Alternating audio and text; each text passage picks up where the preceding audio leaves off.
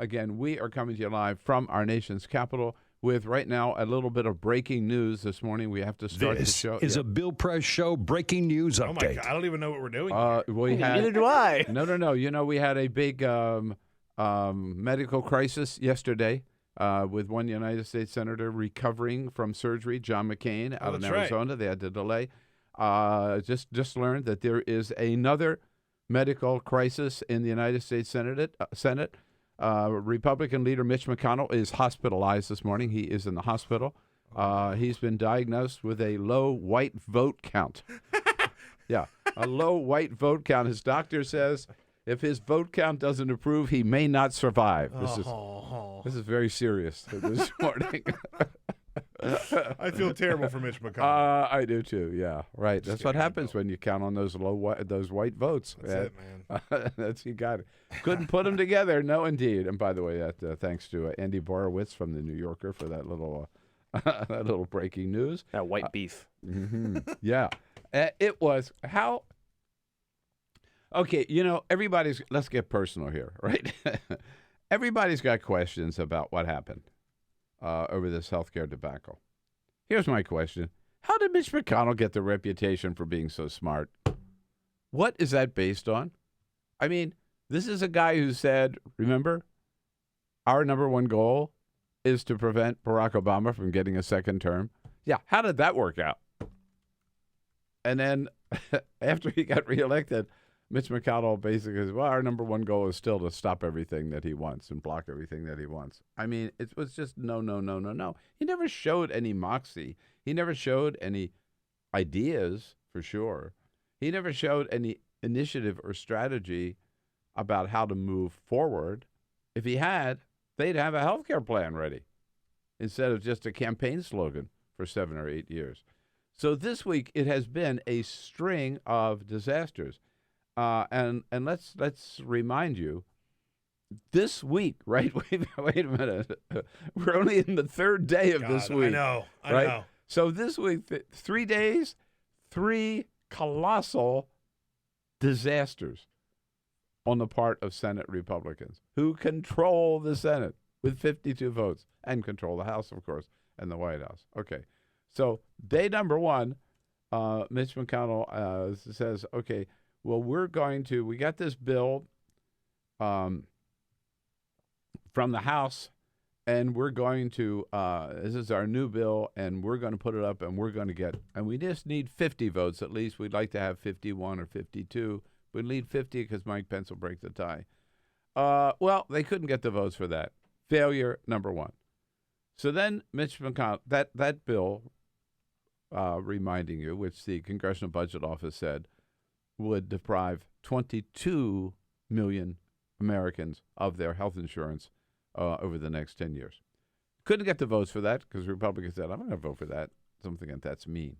In fact, President Trump, I hate to call him that, President It still Trump. stings. Donald Trump called it a mean bill. All right, that's failure number one.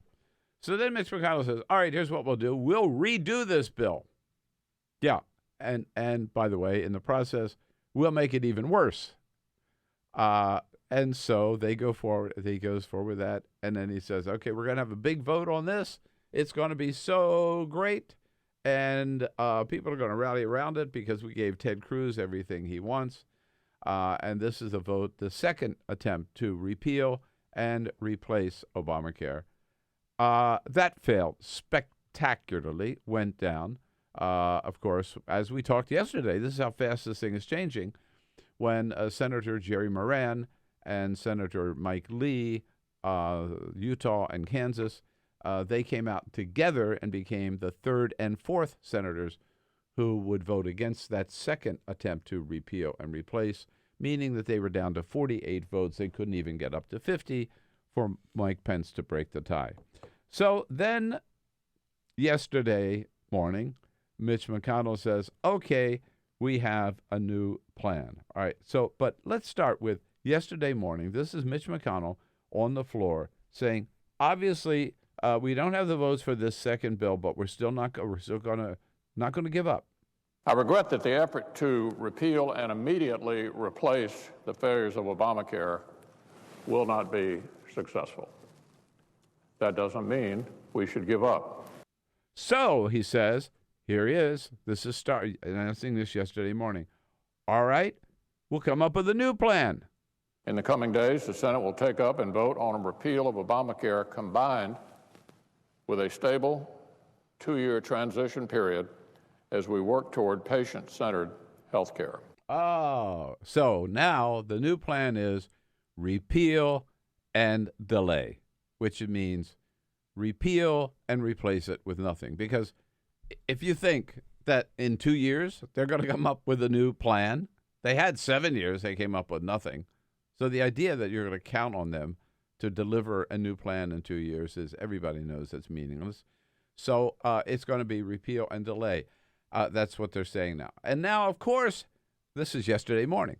And of course, this is going to work, right? I mean, because they did the same thing in 2015. There's a big difference in 2015.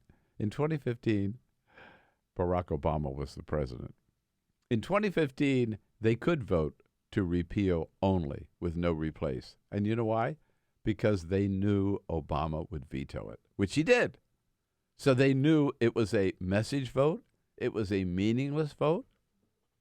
It would not cost them anything vote, right? So they did it.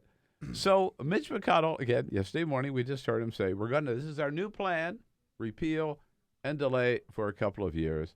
And then some senators started speaking out about this. Rob Portman from Ohio. If it is a bill that simply repeals, I believe that will add to more uncertainty and the potential for, Ohioans to pay even higher premiums, higher deductibles. Lisa Murkowski from Alaska says, this is not where we ought to be going. I said in January we should not repeal without a replacement, and just an indefinite hold on this just creates more chaos and confusion. Thanks, Senator. Right. And within a couple of hours, 3 senators, one of them being Lisa Murkowski, Susan Collins of Maine, and Shelley Moore Capito from West Virginia, said, we will not vote. I mean, they're the 3 who came out flatly and said, we will not vote for what Mitch McConnell wants, to repeal only and delay for 2 years. That gets them down to 49. So 1, 2, 3. Mitch McConnell lost 1, 2, 3. Couldn't get even 50 votes for any one of those plans. And yesterday afternoon, he says, well, listen, we did this in 2015. Why can't we do it again now? Mitch McConnell, right? Where he says, because Trump's in the White House now. Find that, Jamie? Yeah. It's pretty obvious that we don't have 50 members who can agree on a replacement. Right. So next. A majority of the Senate voted to pass the same repeal legislation back in 2015. President Obama vetoed it then. President Trump will sign it now. President Trump. President Trump. Yeah, we'll sign it now. Yeah, but the fact is, the Republicans don't want to do it now because they are afraid that Donald Trump would sign it. And then what would happen? By the way, this is even worse because the Congressional Budget Office, when they scored the 2015 plan, 32 million Americans would have lost their health insurance within a decade. So in a lot of ways, they really improved on in 2015. If they with the 2015 plan, right? Well, put it this way. Again, this is the Congressional Budget Office scoring that repeal and delay. Today, under Obamacare, and this is one of the problems with it, by the way, there's still 10% of Americans that don't have any health insurance whatsoever. So it doesn't cover everybody, only 90%. 10% don't have health insurance. Under this repeal and delay, according to the Congressional Budget Office, 21% of Americans would have no health insurance whatsoever. So, I mean, not all Republicans are as dumb as Ted Cruz, right? Shelley Moore Capito, Lisa Murkowski, Rob Portman hasn't come out yet, but he would have been a no vote. Susan Collins, they recognize that to repeal with no replacement means you repeal the closest thing we've come to universal health care. 32 million Americans will lose their health insurance. Who are they going to blame? Not the Democrats. Blame the Republicans who voted for it. 15 million people will lose their coverage under Medicaid. 1 out of every 5 people today, Americans today, is on Medicaid. It's colossal. Over 70 million Americans on Medicaid. And this plan would take 15 million of them and cut them from the Medicaid, and those on Medicaid would be capped, and there'd be lower benefits. So this is what Mitch McConnell is expecting the Republicans to vote for, with again nothing to replace it. And the Republicans are rightfully, enough of them are just saying no way, no how. So what's Donald Trump say? He says again, he said it yesterday. So now let's just go on and let Obamacare collapse on its own. We'll just let Obamacare fail. We're not going to own it. I'm not going to own it. I can tell you the Republicans are not going to own it. We'll let Obamacare fail, and then the Democrats are going to come to us, and they're going to say, how do we fix it? How do we fix it? The guy, he doesn't have a clue. Does not have a clue. First of all, Obamacare is not failing. Obamacare will not fail if they just let the thing work. And thirdly, Democrats are not going to come to Donald Trump and say, "Oh, please, let's go back to your plan to repeal Obamacare." No way. Can I read a throwback tweet here from Donald Trump? I Because love throwback tweets. with Donald Trump, there's a tweet for everything, right? Of course, when he says something, there's a tweet for Yeah. everything. So back from the 8th of November, 2013, leadership. Whatever happens, you're responsible. If it doesn't happen, you're responsible. That tweet is right and correct. Mm-hmm. That is how it works. When you're in government and you're in power and you're Yeah. leading the country, Yeah. you have to deal with the consequences. And it really is remarkable that we are here at this time in history that we have seen the Republicans completely screw this up to the point where they are throwing their hands up and saying, we give up. I mean, that's essentially what Trump says. Yeah. We're giving up. We're done. We're just going to stick with Obamacare and let it fail, which who knows if it's going to fail or not or what's going to happen with it. But, like, they're throwing their hands up.